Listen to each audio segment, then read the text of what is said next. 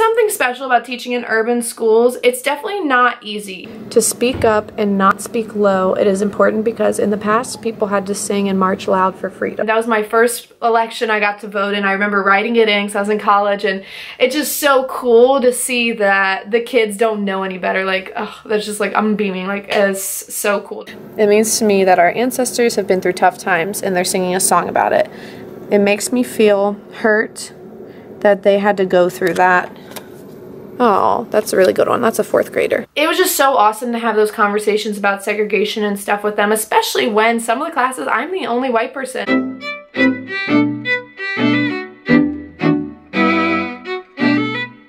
Welcome back to my channel. This is Chelsea from Teaching in Pearls, and if you are new to my channel, if you just happen to stumble upon this, welcome. I am a K-6 music teacher in the city of Cincinnati.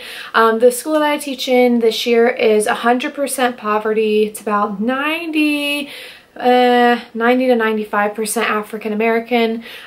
We have a Nepali refugee population that's growing super quick. We also have some Hispanic students and a few Caucasian students.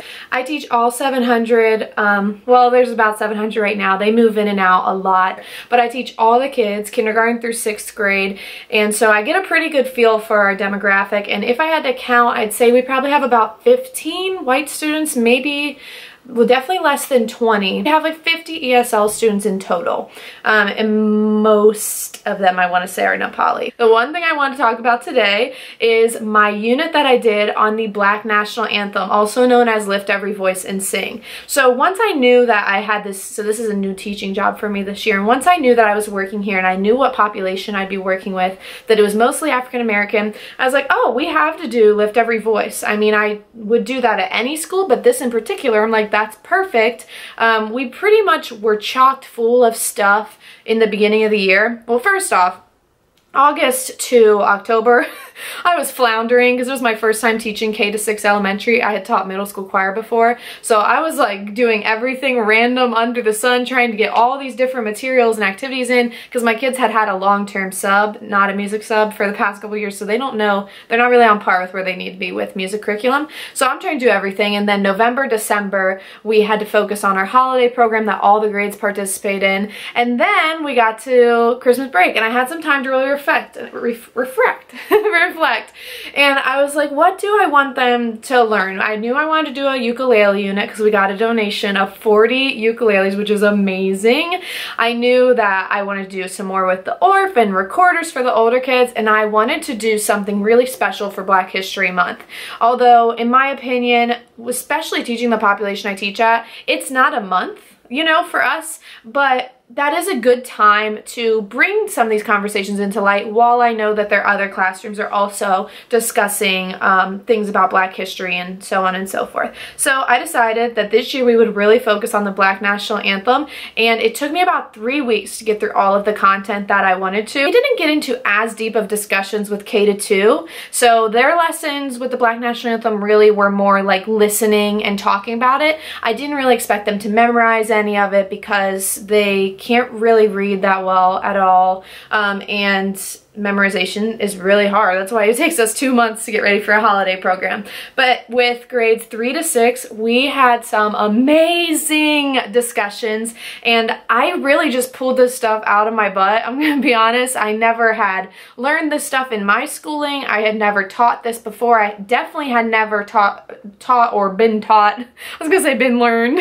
I've never been learned any of this stuff in college. I went to Kent State University, an amazing school, however, located in Kent, Ohio, and all the surrounding areas pretty much are rural or suburban. So I drove 45 minutes to student teach in an inner city school in Canton, Ohio, because I knew that I was going to come back to Cincinnati and want to teach in the inner city of Cincinnati, which is where I finally am now after 2 years of teaching a little bit outskirts of the city of Cincinnati, but still in an urban population.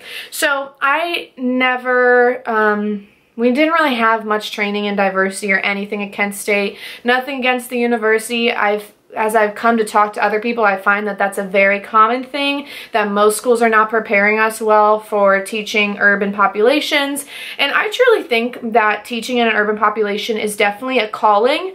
It's tough. Like, it really is. The kids are a different kind of student than you're gonna see in this suburban area that I live in. And I can say that from experience because I actually have a side job teaching children's ministry music at a church over in this area, and it's one of the wealthiest parts of Ohio. So I get really the best of both worlds. I get to see how one half of the world lives and how the other half of Cincinnati lives, and it's very interesting seeing the difference. But the kids that I work with at my church job will listen to my directions. They will follow directions. Their parents are there to volunteer. Their parents want to help. They want to be involved. The kids at my full-time school, normal school, I don't even know what I'm trying to say. The kids in my full-time urban school, they're different. They're gonna give me their opinions. They're going to not always be respectful. They can be violent. Some of them are involved in some really mature activities. Some of our kids are already sort of running with the gang. Some of the kids own weapons. I mean, it's just a different thing, but this is what I love. I love urban education. I love this population, and I love working with my kids. And I think that they love having me as a teacher, but I don't know. I'm not gonna answer for them, but they definitely do like making fun of my embarrassing Caucasian dance skills, that's for sure. But I don't know, there's something special about teaching in urban schools. It's definitely not easy.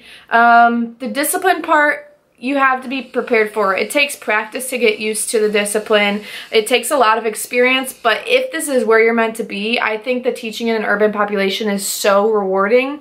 But I'll get into that in another video if you want me to compare the different kinds of districts, because I've now had experience in pretty much all three: rural, suburban, urban. But this unit, the Black National Anthem project that I created, was really fun. Like I said, I just wanted to do it, and so I just found the resources myself. So what I did for all of the grades is I started with this amazing video that I found on YouTube. It was posted by the Griot, and it's called Why We Lift Every Voice and Sing, and it talks about the history of the Black National Anthem. And some of the stuff in that I actually didn't know, so it was really interesting for me to listen to, because this isn't really something that they teach you in schools unless your teachers are going outside the curriculum, which I made very clear to my students. I said, this is not something that we have to learn this year.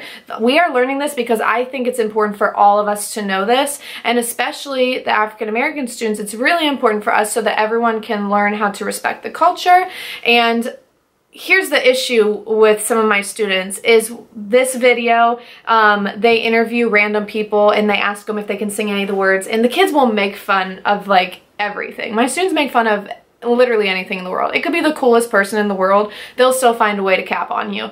And so they were making fun of all the versions of Lift Every Voice and Sing that we watch.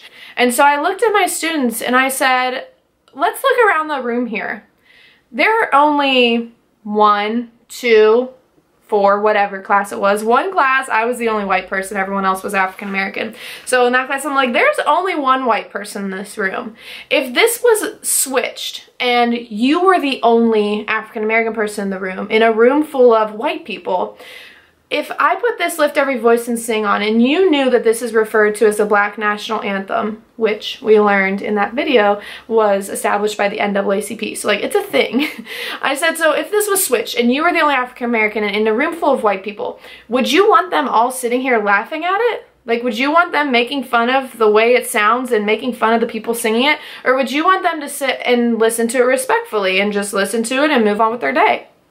And they were like, well, we would want them to listen to it respectfully. I was like, okay. So when we're watching this, how do you think you should act so that you can model that for everyone else? And then they're like, you see them like, oh, she got us. So every single class, and my 6th graders are some really tough cookies sometimes, every class like that, they got it. Like they got it, and I was like, so if you want people to respect things, you need to show it respect too. And that's, then I was like, of course, I took it a little further. I'm like, that's the same, you know, with your body. If you want people to respect you, you have to respect yourself. If you want people blah, blah, blah, treat yourself nicely, la, la, la. You know, I'm always trying to put some positive spin on everything.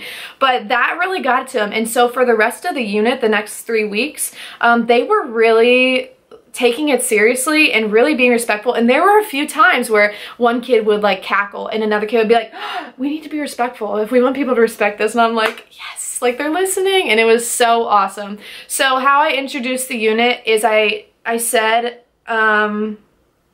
guess what month it is, and or like, tell me what month it is. And for the little kids, I was going around taking guesses, and if they got it right, they got a Skittle, because I reward kids with Skittles. I have a whole behavior management video for urban students, for urban settings, I guess, if you want to watch that too. But anyways, so I'm like, what is February? What is this month? And then it's so funny because some little kids were like, Groundhog Day, Martin Luther King Day, President's Day. Like, they named Valentine's Day, they named every holiday. And I was like, it's the whole month. The whole month is the holiday. And the older kids, of course, were immediately like, Black History Month. I was like, yay! And I was like, does anybody know anything about Black History Month? And really, the knowledge is scarce. It really is. We all know it's not in the history books. History books are whitewash. Anyone who's woke knows that.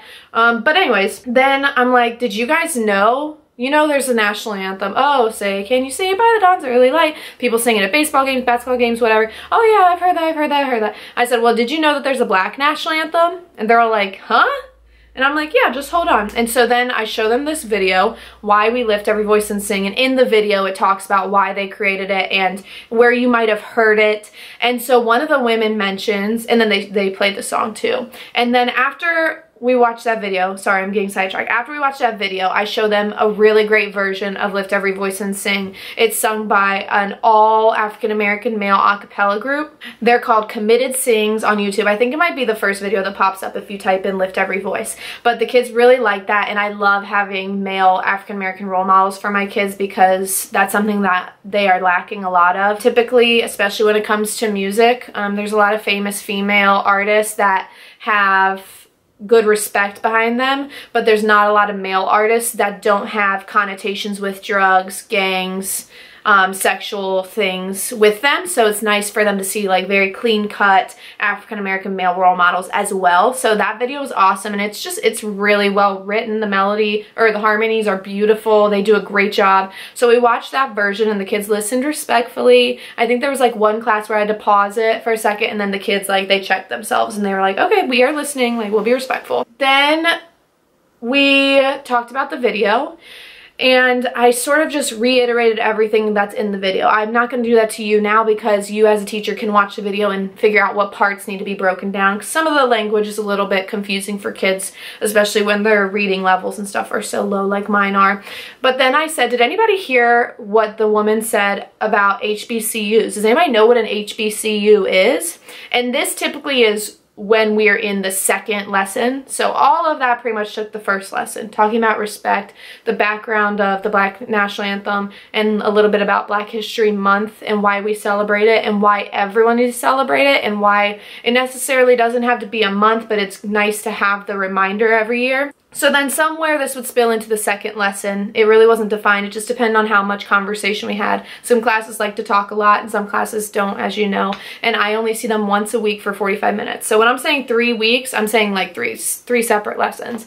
So the second-ish week, we would talk about HBCUs, which are historically Black colleges and universities. And I pulled up the list on Wikipedia of the top-ranked HBCUs, and some of the kids knew people who went to them or recognized the name. Some of them know the name from like the Cosby Show and stuff, so it was really cool. I told them about a couple of my friends that go to HBCUs. Then I talked to my students about, well, I asked them, why do you think these schools are called historically Black colleges and universities?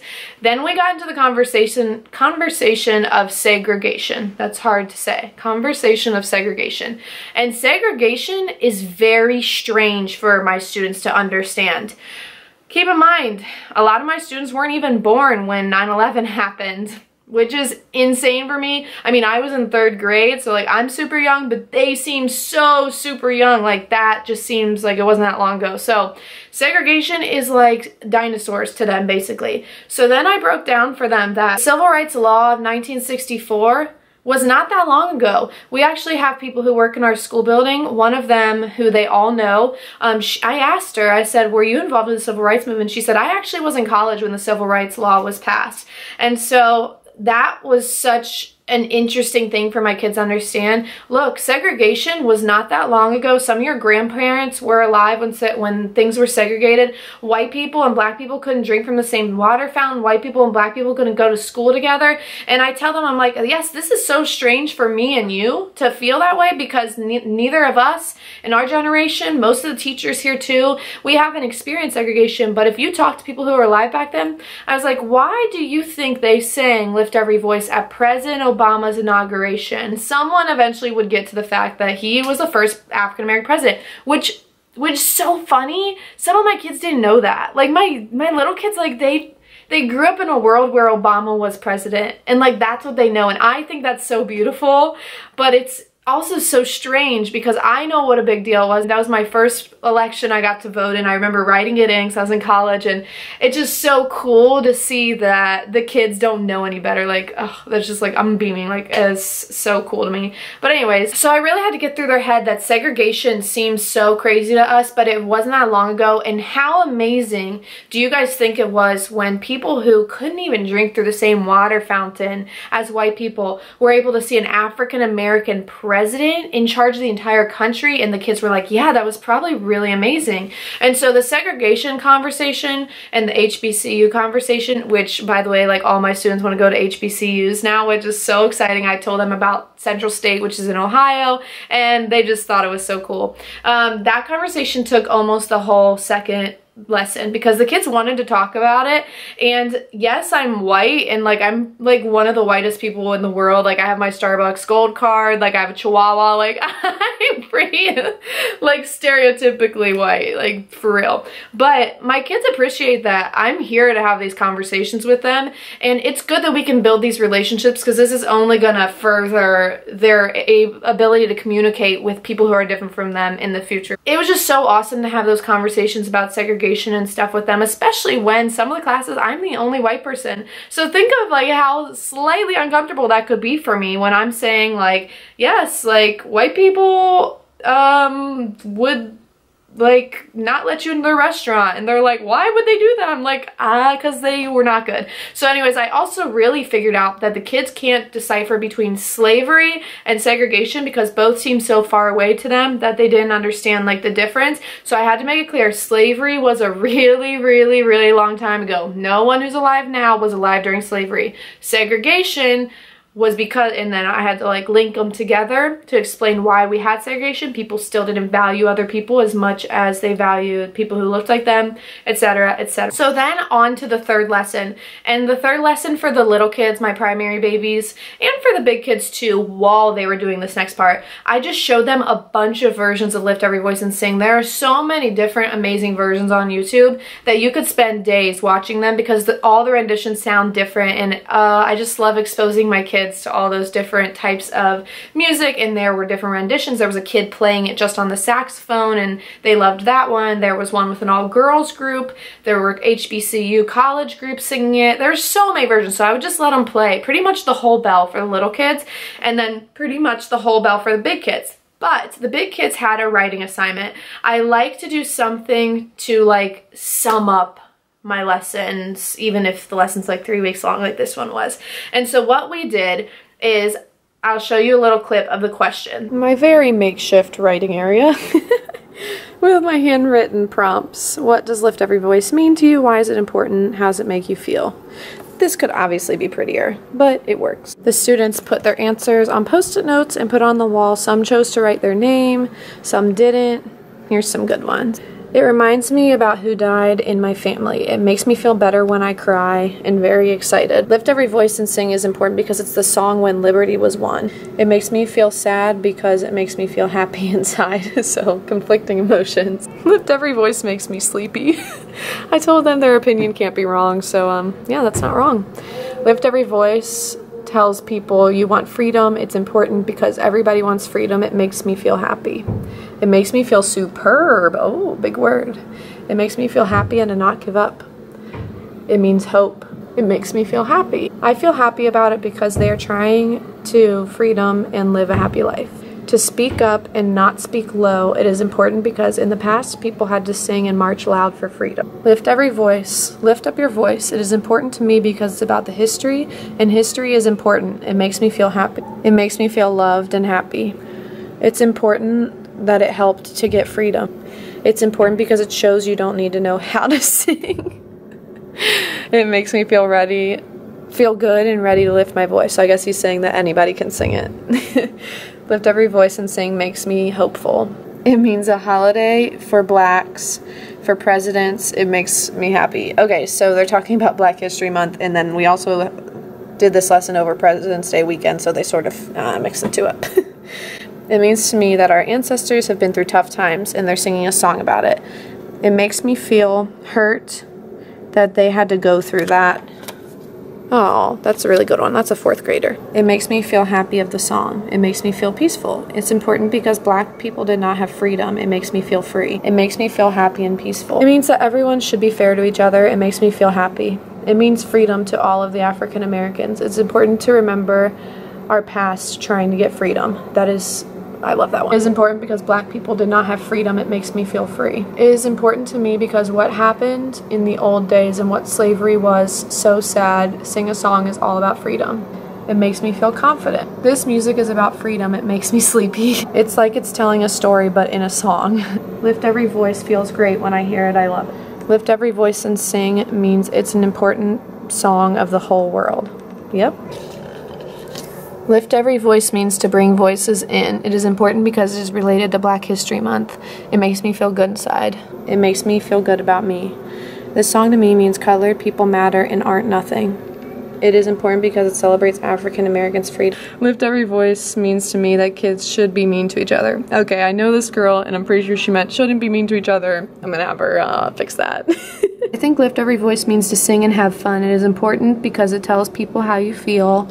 And sometimes life gives harmony. It makes me feel warm inside. It is important because blacks have won victory. We were very hurt because of those laws. It makes me glad that the strict laws are over.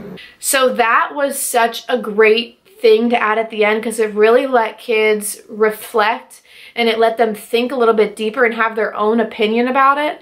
And I just really loved some of their responses. I think overall the lesson segment went really well. There's lots of things I'll change before I do it again next year. I don't know if I'll always do it for Black History Month. I think I might start the school year with it. I don't know where I'm gonna fit it in, but I think it's something that we will repeat with every grade level every year that I have them, even though my kindergartners will end up getting the same lesson sort of for the next like 7 years. I'll make the writing part different, of course, so that the kids aren't doing the same thing every year with that. But I think that this is something that they need to be reminded about, and they really liked talking about, and they like learning about things if you're willing to talk to them. They don't want to be talked at, they want to be talked with, and so if you're willing to have that open line of communication with your students, I even had some really good conversations with like 1st graders. Kindergarten, super squirrely still. They can't get too deep about things, but 1st grade, one of the kids told me that his grandma marched in the Civil Rights March, and he like knew all about it. I think she really had told him. Some of the kids went home and they said that they talked to their grandparents about it, they talked to their parents about it. Some of them went home and showed their parents the song, and they were teaching their parents that this song is called the Black National Anthem, because that's actually not a very well-known fact I've come to learn. I thought everybody knew that, but apparently not. So it was just so great to see them really taking this out of the classroom, being able to learn something in a elementary music class, which people like don't even consider a real class in some places. My school does, but I know some people just think it's like some goofy class. But being able to take that, and that's going to be something they're going to probably, I hope, remember the rest of their lives. Something that when they hear that song, they're going to feel that connection to that song. And so not only have I done my job as a music teacher and taught them music history through this, but also just having that conversation with them about segregation and the way the world is now. We really need to work on our empathy with each other, and the more that we can communicate about these things and understand our differences and celebrate our differences and not try to squash our differences. That's what I like to tell my students. It's okay that we're different. Like that's great. And we can enjoy those things about each other. We don't all have to be the same. And I don't want us to be the same. So I don't know. I just really liked this lesson segment. I love love my kids, and I'm so excited to do this again next year. Please let me know if you think about using any of these ideas, or if you'd like me to somehow make this into like a PowerPoint type thing and I could upload it to TPT for free or something. I've never done TPT, so I actually don't know how that works, but I think I can upload things for free, right?